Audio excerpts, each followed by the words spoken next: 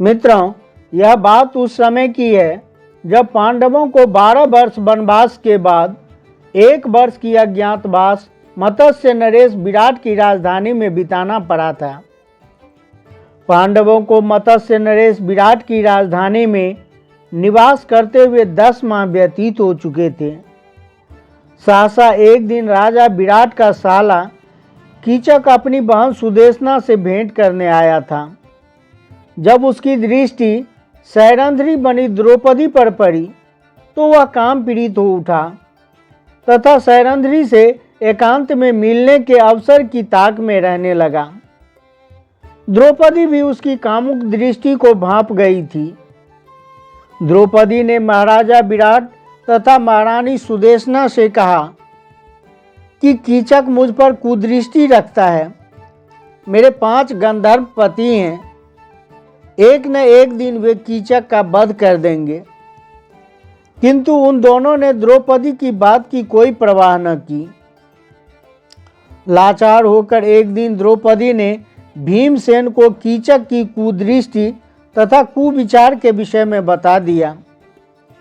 द्रौपदी के वचन सुनकर भीमसेन बोले, हे द्रौपदी, तुम उस दुष्ट कीचक को अर्धरात्रि में नृत्यशाला में मिलने का संदेश दे दो। नृत्यशाला में तुम्हारे स्थान पर मैं जाकर उसका वध कर दूंगा। सैरंध्री ने बल्लभ बने भीमसेन की योजना के अनुसार कीचक को रात्रि में नृत्यशाला में मिलने का संकेत दे दिया। द्रौपदी के इस संकेत से प्रसन्न कीचक जब रात्रि को नृत्यशाला में पहुंचा तो वहां पर भीमसेन द्रौपदी की एक साड़ी से अपना शरीर और मुंह ढककर लेटे हुए थे। उन्हें सैरंध्री समझकर कामोत्तेजित कीचक बोला, हे प्रियतमे, मेरा सर्वस्व तुम पर न्योछावर है। अब तुम उठो और मेरे साथ रमन करो। कीचक के वचन सुनते ही भीमसेन उछलकर उठ खड़े हुए और बोले, रे पापी, तू सैरंध्री नहीं अपनी मृत्यु के समक्ष खड़ा है। ले, अब पर स्त्री पर कुदृष्टि डालने का फल चख। इतना कहकर भीमसेन ने कीचक को लात और घूसों से मारना आरंभ कर दिया। जिस प्रकार प्रचंड आंधी वृक्षों को झकझोर डालती है, उसी प्रकार भीमसेन ने कीचक को धक्के मार मार कर सारी नृत्यशाला में घुमाने लगा। अनेक बार उसे घुमाकर पृथ्वी पर पटकने के बाद उसके गर्दन को मरोड़कर उसे पशु की मौत मार डाला। उसकी उस दुर्गति को देखकर द्रौपदी को अत्यंत ही संतोष प्राप्त हुआ। फिर बल्लभ और सैरंध्री चुपचाप अपने अपने स्थान पर जाकर सो गए। प्रातः काल जब कीचक के वध का समाचार सबको मिला तो महारानी सुदेशना, राजा विराट, कीचक के अन्य भाई विलाप करने लगे। जब कीचक के शव को अंत्येष्टि के लिए ले जाया जाने लगा तो द्रौपदी ने राजा विराट से कहा, इसे मुझ पर कुदृष्टि रखने का फल मिल गया। अवश्य ही मेरे गंधर्व पतियों ने इसकी यह दुर्दशा की है। द्रौपदी के वचन सुनकर कीचक के भाइयों ने क्रोधित होकर कहा, हमारे अत्यंत बलवान भाई की मृत्यु इसी सैरंध्री के कारण हुई है, इसलिए इसे भी कीचक की चिता के साथ जला देना चाहिए। इतना कहकर उन्होंने द्रौपदी को जबरदस्ती कीचक की अर्थी के साथ बांधकर श्मशान की ओर जाने लगे। कंक, बल्लभ, बृहन्नला, तंतीपाल और ग्रंथिक के रूप में वहां उपस्थित पांडवों से द्रौपदी की यह दुर्दशा देखी नहीं जा रही थी, किंतु अज्ञातवास के कारण वे स्वयं को प्रकट भी नहीं कर सकते थे। इसलिए भीमसेन चुपके से परकोटे को लांघकर श्मशान की ओर दौड़ पड़े और रास्ते में कीचड़ तथा मिट्टी का सारे अंगों पर लेप कर लिया। फिर एक विशाल वृक्ष को उखाड़कर कीचक के भाइयों पर टूट पड़े। उसमें से कितनों को ही भीमसेन ने मार डाला। जो शेष बचे थे वे अपना प्राण बचाकर भाग गए।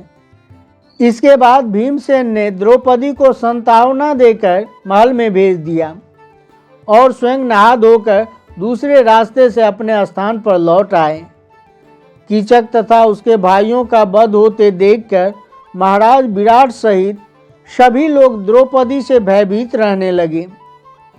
कीचक वध की सूचना आंधी की तरह फैल गई। वास्तव में कीचक बड़ा पराक्रमी था और उसके त्रिगर्त के राजा सुशर्मा तथा हस्तिनापुर के कौरव भी डरते थे। कौरवों ने जब कीचक वध के बारे में सुना तो उन्हें शक हुआ कि इन्हें भीम ने ही मारा होगा। अब उन्हें कीचक का तो कोई भय रहा ही नहीं। उन्होंने पांडवों के अज्ञातवास को उजागर करने के ख्याल से मत्स्य नरेश विराट पर आक्रमण कर दिया। महल में केवल राजकुमार उत्तर ही थे। प्रजा को रक्षा के लिए गुहार लगाते देख द्रौपदी से रहा न गया। उन्होंने राजकुमार उत्तर को कौरवों से युद्ध करने के लिए न जाते हुए देखकर खूब फटकारा। द्रौपदी की फटकार सुनकर राजकुमार उत्तर ने सेखी बघारते हुए कहा, मैं युद्ध में जाकर कौरवों को अवश्य हरा देता, किंतु असमर्थ हूँ क्योंकि मेरे पास कोई सारथी नहीं है। उसकी बात सुनकर सैरंध्री ने कहा, राजकुमार, बृहन्नला बहुत ही निपुण सारथी है और वह कुंती पुत्र अर्जुन का सारथी रह चुका है। तुम उसे अपना सारथी युद्ध के लिए ले जाओ। अंततः राजकुमार उत्तर बृहन्नला को सारथी बनाकर युद्ध के लिए निकल पड़ा। उस दिन पांडवों के अज्ञातवास का समय समाप्त हो चुका था। उसके सामने आने का समय आ चुका था। उर्वशी के शाप बस मिली अर्जुन को नपुंसकता भी खत्म हो चुकी थी। उसी मार्ग में अर्जुन ने एक बड़े वृक्ष के नीचे अपना रथ रोका, जहां पांडवों ने अपना अस्त्र शस्त्र छुपाए थे। अर्जुन ने चुपके से अपने हथियार लिए और अपने रथ में रख लिए। जब उनका रथ युद्ध भूमि में पहुंचा तो कौरवों की विशाल सेना और भीष्म, द्रोण, कर्ण, अश्वत्थामा, दुर्योधन आदि पराक्रमी योद्धाओं को देखकर राजकुमार उत्तर अत्यंत ही घबरा गया और बोला, बृहन्नला, तुम रथ वापस ले चलो, मैं इन योद्धाओं से मुकाबला नहीं कर सकता। बृहन्नला ने कहा, हे राजकुमार, किसी भी क्षत्रिय पुत्र के लिए युद्ध में पीठ दिखाने से अच्छा है कि वह युद्ध में वीर गति को प्राप्त कर ले। उठाओ अपने अस्त्र शस्त्र और युद्ध करो। किंतु राजकुमार उत्तर पर बृहन्नला के वचनों का कोई प्रभाव नहीं पड़ा और वह रथ से कूदकर भागने लगा। इस पर अर्जुन ने लपक कर उसे पकड़ लिया और कहा, राजकुमार, भयभीत होने की आवश्यकता नहीं है। मेरे होते हुए तुम्हारा कोई भी बाल नहीं बांका कर सकता। आज मैं तुम्हारे समक्ष स्वयं को प्रकट कर रहा हूँ। मैं पांडु पुत्र अर्जुन हूँ और कंक युधिष्ठिर, बल्लभ भीमसेन, तंतिपाल नकुल और ग्रंथिक सहदेव हैं। अब मैं इनसे युद्ध करूंगा। तुम अब इस रथ की बागडोर संभालो। यह वचन सुनकर राजकुमार उत्तर ने गदगद होकर अर्जुन के पैर पकड़ लिए। अर्जुन के देवदत्त संग की ध्वनि रणभूमि में गूंज उठी। उस विशिष्ट ध्वनि को सुनकर दुर्योधन ने भीष्म से बोला, पितामह, यह तो अर्जुन के देवदत्त संग की ध्वनि है। अभी तो पांडवों का अज्ञातवास समाप्त नहीं हुआ है। अर्जुन ने स्वयं को प्रकट कर दिया, इसलिए अब पांडवों को पुनः 12 वर्ष का वनवास और 1 वर्ष का अज्ञातवास भोगना होगा। दुर्योधन के वचन सुनकर भीष्म पितामह ने कहा, दुर्योधन, कदाचित तुम्हें ज्ञात नहीं है कि पांडव काल की गति जानने वाले हैं। बिना अवधि पूरी किए अर्जुन कभी अब सामने नहीं आ सकता। मैंने भी गणना कर लिया है कि पांडवों के अज्ञातवास की अवधि पूर्ण हो चुकी है। दुर्योधन ने एक दीर्घ श्वास छोड़ते हुए कहा, अब जब अर्जुन का आना निश्चित हो चुका है तो पितामह हमें शीघ्र ही व्यूह रचना कर लेनी चाहिए। इस पर भीष्म पितामह ने कहा, वत्स, तुम 1/3 सेना लेकर गायों के साथ विदा हो जाओ। शेष सेना के साथ हम लोग यहाँ पर अर्जुन से युद्ध करेंगे। भीष्म पितामह के परामर्श के अनुसार दुर्योधन गायों को लेकर 1/3 सेना के साथ हस्तिनापुर की ओर चल पड़ा। यह देखकर कि दुर्योधन गायों को लेकर हस्तिनापुर की ओर जा रहा है, अर्जुन ने अपना रथ दुर्योधन के पीछे दौड़ा दिया और भागते हुए दुर्योधन को मार्ग में ही घेर कर अपने असंख्य बाणों से उसे व्याकुल कर दिया।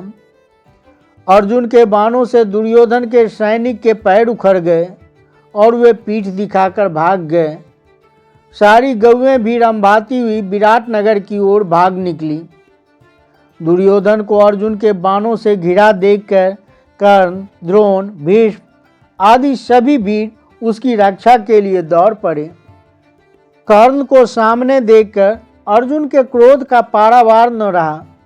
उन्होंने कर्ण पर इतने बाण बरसाए कि उसके रथ, घोड़े, सारथी सभी नष्ट भ्रष्ट हो गए और कर्ण भी मैदान छोड़कर भाग गया।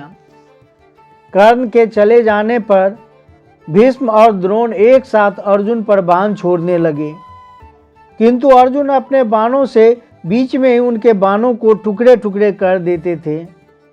अंततः अर्जुन के बाणों से व्याकुल होकर सारे कौरव मैदान छोड़कर भाग गए। कौरवों के इस प्रकार भाग जाने पर अर्जुन भी विजय शंख बजाते हुए विराट नगर लौट आए। मित्रों, इस कथा से हमें यही शिक्षा मिलती है कि कीचक महान शक्तिशाली था, लेकिन उसे इस बात का घमंड हो गया था और इसी घमंड के मद में चूर होकर किसी को कुछ नहीं समझता था और सैरंध्री के साथ अनाचार करने लगा। परिणाम स्वरूप वह मारा गया। पहली बात, हमें अपने बल, ज्ञान या धन पर कभी घमंड नहीं करना चाहिए। दूसरी बात, पाप कर्म के लिए उद्धत होने वाला व्यक्ति का नाश निश्चित है, इसलिए हमें पाप कर्म से भी बचना चाहिए। इसका परिणाम कभी कभी देर से मिलता है, पर मिलता जरूर है। महाभारत और रामायण इसका प्रत्यक्ष उदाहरण है। तो मित्रों, कैसा लगा यह कहानी? अपना कीमती राय कमेंट में अवश्य ही लिखना। वीडियो को लाइक, शेयर तथा चैनल को सब्सक्राइब करना। वीडियो के अंत तक बने रहने के लिए आपका बहुत बहुत धन्यवाद।